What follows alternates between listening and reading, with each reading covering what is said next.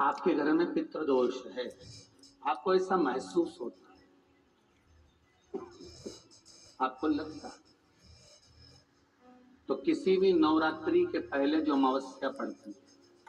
जैसे 12 तारीख को नवरात्र लगेंगे, कल और देख लेंगे पंचांग तो मालूम पड़, ऐसे तो 12 से ही शायद चालू होंगे गुप्त नवरात्रि, तो 11 को मान लो अपन अमावस्या पड़ी, आप अंदाजा लगाइए। तो जिस दिन अमावस्या रहे उस दिन चावल की कटोरी में एक कपूर का टुकड़ा रख दीजिए, छोटा सा, और कपूर का टुकड़ा रखकर उस कपूर को दरवाजे के बाहर कटोरी में ही, चावल रखी हुई कटोरी में ही उसको पितरों का स्मरण कर कर जला दीजिए। और जलाने के बाद उस चावल को कहीं भी किसी भी वृक्ष की छांव में पक्षियों के लिए डाल दीजिए। शिव महापुराण की कथा कहती है, अगर मान लो पितर आपको कष्ट दे रहे हैं, पितर आपको तकलीफ दे रहे हैं, कोई काम नहीं होने दे रहे हैं, या कहीं आपको ऐसा लगता है कि पितरों का दोष है, तो वो पितृ दोष देवी, अब ये जो आप करेंगे ये कब कर रहे हैं? अमावस्या के दिन आप उसको रख रहे हैं, अमावस्या के दिन उसको रखकर रात भर आपने रखा कपूर के साथ में, सुबह एकम पड़ गई, नवरात्रि लग गई, उसी दिन उसको जलाकर आपने पटक दिया, अर्थात उससे देवी और पितृ इन दोनों का आशीर्वाद जो प्राप्त होता है, तो घर में से पितृदोष समाप्त होकर लक्ष्मी की वृद्धि प्रारंभ हो जाती है, कार्य में सिद्धता आ जाती है।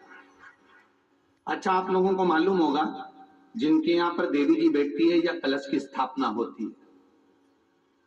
है आप लोगों में से कौन क्या होती है? कलश की स्थापना होती है, देवी जी बैठती है, जवारे बोते हैं, अभी नहीं बैठते, बोते होंगे जब तो बोते होंगे, बड़ी देवी जी में, छोटी देवी जी में जिस तो कहीं कलश रखते हैं, जवारे बोते हैं, कहीं कहीं पर फोटो रख देते हैं, कहीं कहीं पर ज्योति जला देते हैं। तो एक नियम आपने देखा होगा कि आपके पूर्वज क्या करते करते हैं कि घर में जरा सफाई करो, फिर हमारे यहाँ उस समय पर चूना चलता था, तो चूना पुदवा देते थे, ढीग लगवा देते थे, गोबर से लिखवा देते थे, जहां पर माता विराजमान होती थी उस कमरे को पूरा साफ किया जाता था, पूरा पोता जाता था, भले दिवाली बाद में आती थी, पर पहले उस कमरे को पोत दिया जाता था, उस कमरे को साफ कर दिया जाता था जहां देवी विराजमान होने वाली है। क्यों? उसका कारण होता था क्योंकि उसके पहले पितरों का भाव उस जगह पर होता था, क्योंकि 16 दिन तक 16 सरात के पितर वहां निवास करते थे, वो जाएं उसके बाद हम लोग उसकी सफाई कर दें, क्योंकि जहां पितरों का वासा है वहां पर देवी का वासा नहीं,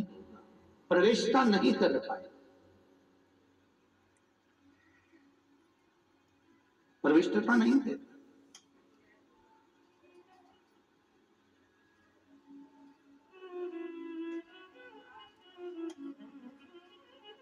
अब भगवान शिव कह रहे हैं कि पितृलोक में